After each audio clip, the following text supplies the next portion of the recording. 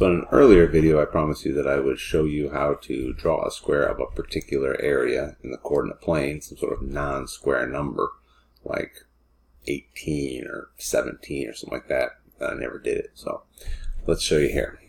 Now, just as a reminder, when we were drawing those squares, we always started out with some sort of pre-made segment, and we were building the square on that segment.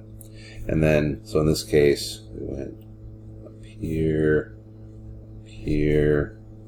right there. And then when we did our calculation to find its area, we used Pythagorean theorem.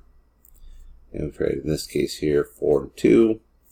And 4 squared plus 2 squared is c squared. So 16 plus 4 is c squared. 20 is c squared. The square root of 20 is c. But then to find the area of that square, we had to go ahead and go area equals square root of 20 squared, which is just 20.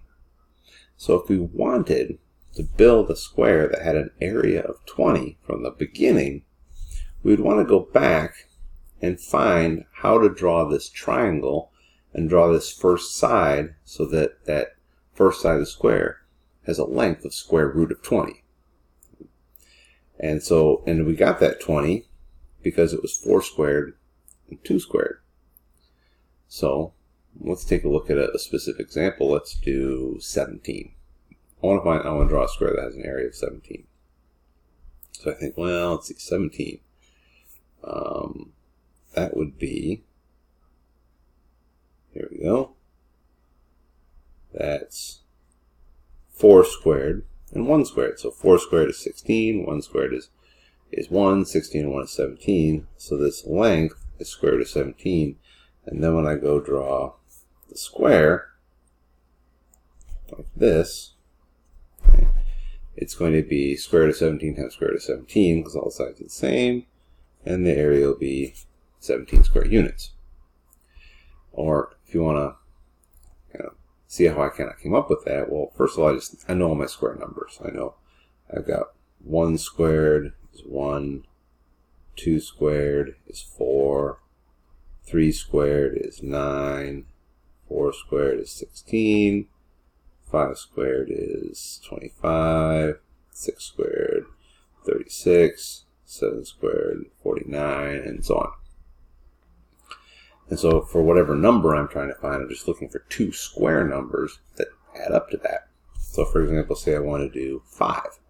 Oh, well, 1 and 4 is 5, which means my square lengths, or my legs of my right triangle that I would use to calculate the hypotenuse, that would be the side length of the square, very complicated sounding there, are 1 and 2. So just to illustrate here, if I go over 2 up 1, right there, so that's 2 and 1, so this is going to turn out to be square root of 5, so when I build the square, it ends up with an area of 5.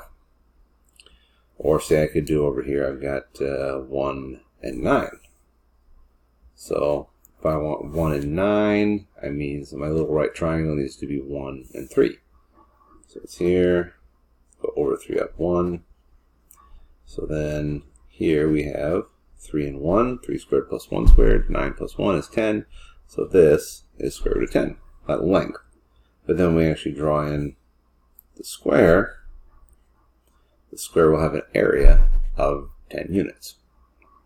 Now, also, this kind of shows us why certain areas just can't be done. So, for example, 12. Can't do 12 because, let's see, 1 and 4 makes 5, that's too small. 1 and 9 is 10, that's too small. And 4 and 9 is 13, too big. Skips over 12. Skips over, I think, 11 as well, and lots of others. Keep in mind, you could double them. Like I said, I mentioned that, like 4 and 4 is 8. You could do 8. That would just be like this. Over 2 up 2, like so. That's kind of a rough sketch there, but oops, over 2 up 2, that's 8. All right. So again, if you want to draw a square of a particular size, first you look at your square numbers and think, well, which pair of square numbers adds up to what I'm trying to get? If there isn't such a pair, then maybe it just can't be done.